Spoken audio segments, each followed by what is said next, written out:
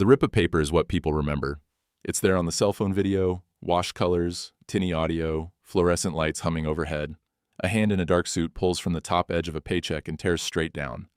A woman's voice, tight but steady, says, oh, please don't. And then the sound is drowned by that rip. According to the footage logged at 3:17 p.m. Tuesday, a young black woman stands at the service counter of a suburban bank, hands flat on polished laminate, while a branch manager reduces her check to 2 crisp halves. Before we unfold what led to that sound and what came after, I'll say this the way I always do on my channel. Like and subscribe for more stories that challenge prejudice and celebrate courage. This is not a spectacle. It's a record. It's what people saw, said, and signed. Witnesses stated that the lobby smelled faintly of toner and citrus cleaner. Midweek lull, 2 tellers, a security guard with a bored posture near the brochures, a retired couple comparing interest rates at the desk. The young woman in the video wears a navy hoodie, gray backpack strap across her shoulder, hair in a clean twist-out, eyes careful. Her name, as confirmed by her driver's license and later by her statement to me, is Nia Brooks, 24, graduate student, part-time researcher. I just need to cash my check, Nia says, voice flat to keep it even. On the counter, a paper check drawn on this very bank, Monarch First, issued by a lab where she'd assisted on a health survey. The amount is $2,478.35. It is not a lottery ticket. It is not outlandish. It is a month of rent and groceries, an overdue Metro card, and the first step toward a dream on hold while she worked nights. According to the bank's standard policy, as summarized in a pamphlet I collected later, a check drawn on the bank can be cashed at the branch with valid identification, subject to verification. Additional screening is left to the branch manager's discretion. That manager, identified in internal emails and on his nameplate as Peter Dalton, 52, glass, measured tone, steps toward the counter when the teller, Mia, buzzes him with a glance. Is there a problem? He asks. Mia hesitates. She's cashing this. Large amount. New to us. Nia turns her head. I'm not new. I don't bank here, but the check is from here. It's my paycheck, she says. She slides a second ID when asked. Student ID. The manager examines the IDs, the check, the endorsements. He looks past her, scanning the empty lobby as if for permission to believe. What happens next, witnesses told me, didn't escalate by volume. It calcified by procedure. Dalton asks for a second phone number to align with your record. Nia says she doesn't have a record here.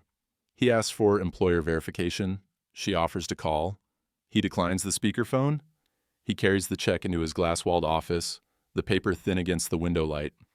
Security camera footage, released to me only after public records pressure on the police report, shows Dalton opening a binder. At the top of the page, Q2 Red Zone, Cashier's Discretion Protocol. Based on internal documents a teller later provided, this quarter had a fraud spike, and an email circulated with the subject line, Titan Gates. One line in that guidance reads, heightened review for out-of-pattern instruments, unestablished customers, and indicators of third-party fabrication. No explicit bias language, but embedded in examples were phrases like uncertain eye contact, non-local IDs, unusual dialect cues, soft codes that, according to a former compliance officer I interviewed, too often map onto race and class. Dalton returns to the counter with the check on a plastic tray. I can't cash this, he says. We have reason to suspect it's fraudulent. Reason? Nia says. She doesn't raise her voice. She squares her shoulders. I can call my supervisor right now, on speaker. He shakes his head. We'll hold it for investigation. You can leave it or take it to your bank. You can verify right now, Nia says. She places her phone on the counter, taps the contact Marlowe Lab, office. The phone rings. The teller's eyes flick from Dalton to the phone. The guard shifts his weight. It's here where silence becomes performance. Every person in that lobby performs a version of themselves calibrated to perceive threat. The manager performs policy. The teller performs caution. The guard performs presence. The woman in the retired couple performs confusion. And Nia performs restraint because she knows how quickly that performance can become her defense. The supervisor picks up. The phone is on speaker. The room hears. Tinny. Marlowe Public Health Lab. This is Jen. Hi, Jen, Nia says, steady. It's me. I'm at Monarch First Branch on Cobb Avenue. They're saying my check is fraudulent. Can you verify? Put me on with them, Jen says. Nia lifts the phone toward Dalton. He doesn't take it. We can't verify third party over the phone, he says. Also, this appears altered. He points to a line where the ink on the memo field is darker. Later, the lab's finance officer will explain that their printer had a ribbon line, and that line was present on all checks from that batch. But in the moment, with the weight of suspicious categories on his shoulder, Dalton reads risk. He reaches for a red stamp. Void. The rubber thump. Red letters across the amount. He reaches for a blue pen. He draws a slashing line through the signature. The crowd's breath catches. "Sir," Nia says. She's careful. She's making each word articulate. "Do not destroy my check." "We're not destroying. We're invalidating," he says, and he tears. The two halves flutter. He slides them back across the counter. "Take this to your bank. If it's legitimate, they can process through standard clearing." Cell phone video catches the torn halves in Nia's hands. She stares at them like a magic trick gone wrong, one where the magician refuses to reassemble the rope. Her fingers tremble once, then steady. "I'm going to need your name," she says, "and a copy of that policy." "You can find our policy online," Dalton says. "My name is on the plate." The teller looks like she wants to fold herself into the floor. The guard swallows hard. On the video, a voice off camera, male, mid-30s, later identified as a software engineer named Josh, says, "Go, this is ridiculous, man. Just call her employer." Dalton keeps his eyes on the counter. Nia picks up the halves. She opens her backpack pocket. Crisp, deliberate. She slides the halves into a folder separate from her wallet. She looks at the teller, then at Dalton. "I'm not leaving," she says. "Call the police if you're accusing me of a crime. I'll wait here, and we'll all talk to them." He doesn't call then. He says he has other customers to serve. He turns. He walks back to his desk. He leaves her there, held in the light of the lobby, like a subject for a painting of ordinary shame. According to a complaint Nia later filed, the next 12 minutes are quiet. Time is loud when you're being watched. She stands at the counter. The teller avoids her eyes. The guard hovers near the entrance as if proximity counts as help. The retired couple whispers. Josh texts someone. And Nia, after 12 minutes, pulls out her phone and calls her mother. "Hey, Ma," she says when the call connects. There's a thinness to the word, as if speaking it is permission to let the armor slide. "Can you talk?" On the other end, her mother, Elaine Brooks, says, "Always. What's wrong?" Her voice is even, low. Witnesses recall the way Nia squares her shoulders again, as if her mother can see it through the phone. "I'm at the bank on Cobb. The manager tore up my check. He said it looked fake." A pause. "He put a void stamp on it. He ripped it. I asked him to call my supervisor and he refused." According to Nia, her mother doesn't swear. She doesn't gasp. She says, "Are you safe?"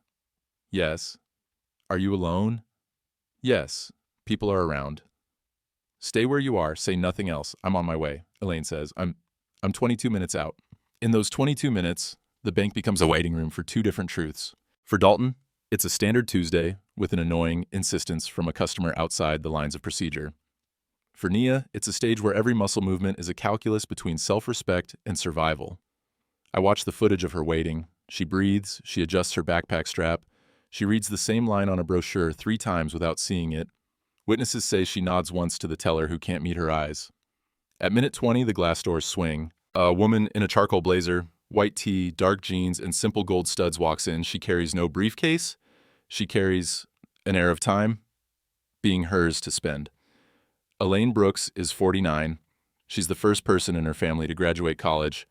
She is the founder and CEO of an operations logistics company that contracts with regional hospitals, Arcadia Link.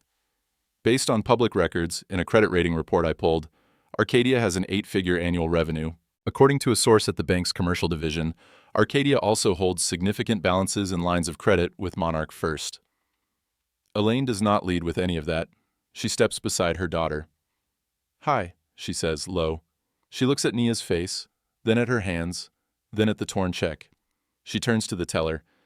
"May I speak to your manager?" Mia disappears to the glass office. Dalton is on a call. He hangs up after another beat and walks out, smile loaded with practiced politeness. "How can I help?" Elaine holds up the folder. "My daughter presented a check from the Marlow Public Health Lab. You voided it and tore it. We're going to do 3 things, she says, counting with her fingers. 1, we're going to verify the check with her employer while I'm here. 2, you're going to show me your written policy that authorizes you to void and destroy a customer's instrument without verification. 3, you're going to tell me your regional director's name and number." Dalton blinks. There's no raised voice to resist, no rhetorical flourish to swat. Our policy, he begins. Show me, Elaine says. Paper or on screen. I'll wait. He gestures to a side desk. Ma'am, if we can step aside. No, Elaine says. We'll stand here. Transparency is a disinfectant. She says it low, conversational. From what I can tell in the body cam footage later recorded by an officer, her pulse stays steady. Dalton pulls up a PDF on his monitor, the Q2 Red Zone document. He scrolls. He points to a paragraph about cashier discretion. Elaine reads. She taps the glass. This says you may place a hold or refuse to cash. It doesn't say you may alter or damage the check. In fact, here, Section 4.3 of your own policy, it says instruments suspected of fraud should be retained in their original state and logged or returned without damage. You did neither properly. The teller glances at the memo line again, as if the letters might rearrange themselves into an apology. Elaine takes out her phone. Put me on record, she says, not hiding the voice memo app. I'm recording this conversation for accuracy. She places the phone on the counter. Now, for verification, Marlowe lab office number is 5550163. I will place it on speaker.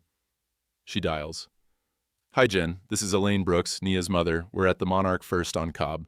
They suspect her check is fraudulent. Can you verify the check number and amount and whether this batch had a printer line in the memo field? Hi, Ms. Brooks. The voice comes bright and immediate. Yes, absolutely.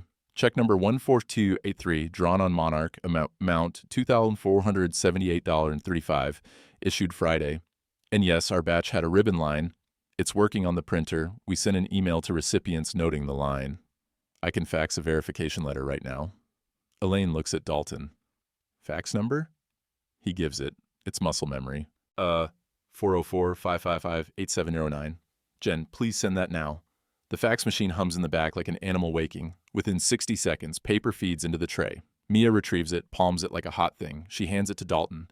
He reads. He clears his throat. Still, we already voided it, Dalton says, weak. There's nothing we can... You can apologize, Elaine says. You can write an incident report acknowledging that you failed to follow policy and that your actions caused harm. And you can process a cashier's check to correct your error. That would be a start. He shakes his head. He reaches for a phrase that has saved him before. We follow policy for everyone, ma'am. We can't treat anyone special. I'm not asking for special, Elaine says, still steady. I'm asking for correct. She slides the torn halves back toward him. You destroyed her legal instrument. You didn't verify when asked. You refused to listen. Why? He opens his mouth. He closes it. Because it looked altered, he says finally. And because we've had a series of incidents. We're tightening.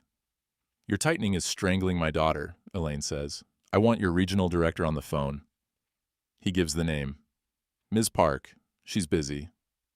I'll wait. Elaine dials a different number from memory. Based on records I obtained later, this number goes to the commercial accounts director, a man named Robert Chu, with whom Elaine has had quarterly calls regarding Arcadia Link's treasury management. Robert, she says when he answers, it's Elaine Brooks. I am at your Cobb branch. Your branch manager tore my daughter's paycheck in half. She pauses, listening. Yes, I'll hold for Ms. Park. There is a transfer click, then a new voice. Crisp, fast. Ms. Brooks, this is Angela Park. There must be some misunderstanding. We value... No misunderstanding, Elaine says. Your manager did not follow policy? I'm going to assume this is fixable. If it's not, I'll assume that too. I want to hear your plan in real time. According to a staffer, who later spoke to me off the record, the next 5 minutes sent emails spiraling from regional to branch like a chain of flares.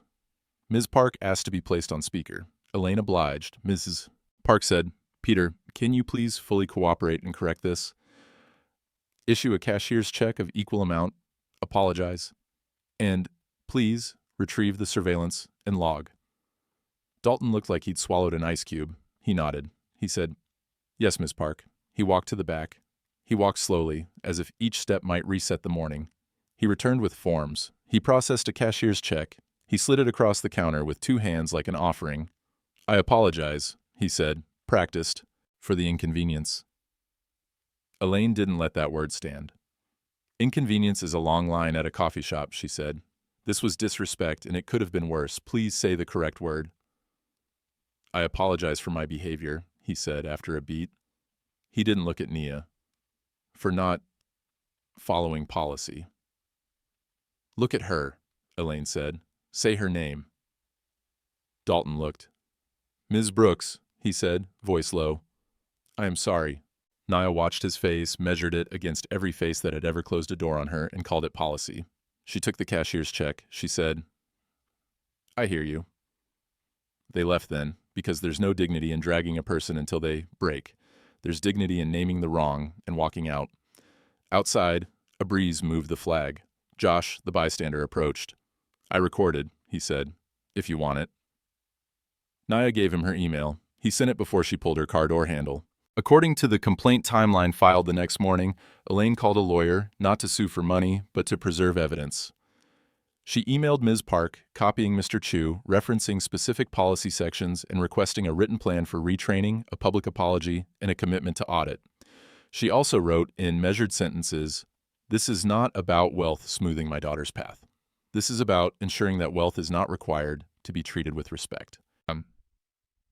I requested comment from Monarch First 3 times. The first reply was, boilerplate, we take these matters seriously. The second included a commitment to review our processes. The third, after the video began circulating on social media, 68,000 views in the first 24 hours, announced that the branch manager involved has been placed on administrative leave pending investigation, and we are implementing additional training. The internet did what it does, streams of outrage and solidarity, then the countercurrent of skepticism. We don't know the whole story. Maybe the check was fake. He was just doing his job. What the internet often misses is that most systemic harm happens with a smile and a policy binder. It's not excused by intent, it's defined by impact. I met Nia and Elaine at their kitchen table 2 days later.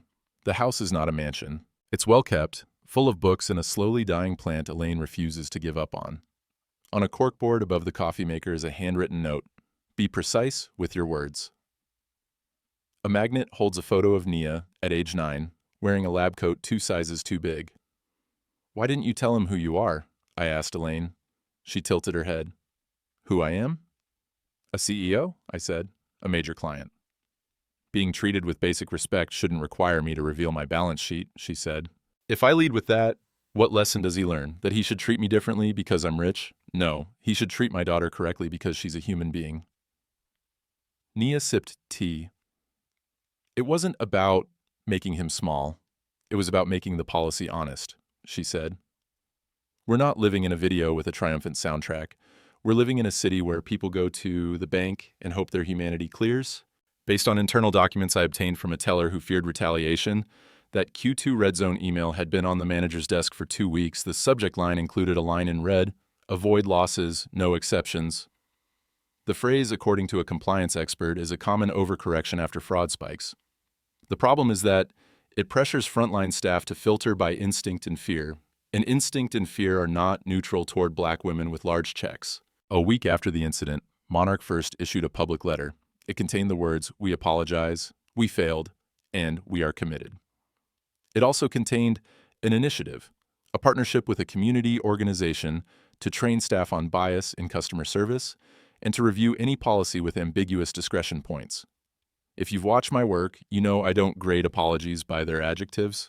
I grade them by their verbs. What would they change? Here's what changed, according to bank staff and training materials they leaked. Teller and manager evaluations shifted a point from loss prevention to customer justice outcomes, which is a silly phrase that nevertheless signals a pivot. When in doubt, verify with the issuer. Do not destroy. Call for a second set of eyes. Document everything. The uncertain eye contact and dialect cues lines disappeared from examples. In their place, specific observable behaviors not related to identity, like mismatched fonts on checks, non-existent routing numbers, etc. A new line appeared. Customer dignity is not secondary. 10 days after, I asked for an interview with Dalton. His lawyer advised him against it. He sent a written statement. It reads, in part, I was under pressure to prevent fraud. I made a mistake. I'm reflecting on why I saw risk where there was only my own bias. I am sorry. And the bank confirmed that he accepted a transfer to a back office role in training. Some called that a slap on the wrist. Some called it accountability without a public stoning. Elaine called it a beginning. What matters more is what sprouted from the ground that day. Naya doesn't want to be a symbol, she wants to do her work. But since that day in the bank, she found that her calm insistence had taught the room how to behave.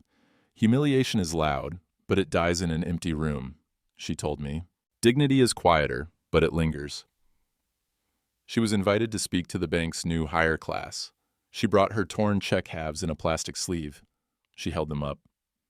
This cost me a morning, and it could have cost me my safety, she said, according to a trainee's notes. It also cost you something you can't tally in a spreadsheet: trust. In a coda that belongs not in a movie but in a life, Elaine took a call from another bank. They offered to move Arcadia's accounts. She listened. She said she was staying, for now. Accountability isn't always leaving. Sometimes it's staying and changing the furniture, she told me. Then she smiled. But I kept the other bank's number. Weeks later, I received a thin envelope in my mailbox. No return address. Inside, a copy of the Q2 Red Zone memo with notes in the margins, corrections in a neatly looped hand. At the bottom, a line. We are not in the business of disbelieving people as a default. I recognized the handwriting from the note above the coffee maker. On a humid evening, I went back to the branch. The lobby looked the same. The light still hummed. A young man in a delivery uniform cashed a money order without a blink. An elderly woman asked about a wire to her grandson. Mia, the teller, looked up. She nodded. We learned, she said quietly, not in a press release tone, but in a voice that had been calling her mother too, for other things. When stories like this travel, some people attach themselves to one part, the reveal that the mother is a CEO, the twist of status. It's a headline magnet, the moral inversion. The manager had no idea that the woman he dismissed had leverage he'd respect. But here's the point, said in every interview and every email from the Brooks family: leverage shouldn't be required to be believed. Nia, who was underestimated the moment she stepped in with a backpack and a hoodie, became the symbol of truth not because of her mother's bank account, but because she set the room's temperature to human and refused to move. They keep the torn check halves in a frame now, not because the pain is a trophy, but because the paper is a reminder. According to Nia, when the light hits it in late afternoon, you can see the fibers at the tear edges glow a little. She said this like a scientist, curious at how materials hold trauma in their structure. She said this like a woman who knows that sometimes we are the paper, sometimes we are the hands, and sometimes we are the witness, pressing record. I stood on their porch as the day folded into evening. The street smelled like cut grass and someone's attempt at barbecue. Elaine leaned on the railing. He tore a thing he didn't own, she said. I've been thinking about that. The number of times people tear what isn't theirs because they're afraid. Community, reputation, peace, and then they call it protection. Nia came to the door. She laughed at something on her phone. She turned the screen toward us briefly. It was a new message from a first-year teller at another branch, thanking her for speaking, promising to slow down and see people. Nia nodded at me. You asked me what I wanted people to take away, she said. Here it is. Policy is a tool. Bias is a habit. Only one of those can be printed. The other has to be unlearned in how you look at me. We packed up our equipment. We wrote our notes. This is the record of what people did, of the footage that captured them, of the policy pages that framed them, of a morning that bent but did not snap. If you want to help more mornings bend toward justice, you know what to do. Like and subscribe for more stories that challenge prejudice and celebrate courage. Before I left, I asked Elaine for a last line, a quote to sit in the credits of this episode. She thought for a moment, then she said, "Respect is not the privilege of the few, it's the starting point for the many." And then she added, softer, for her daughter to hear, "We start at respect, we build the rest."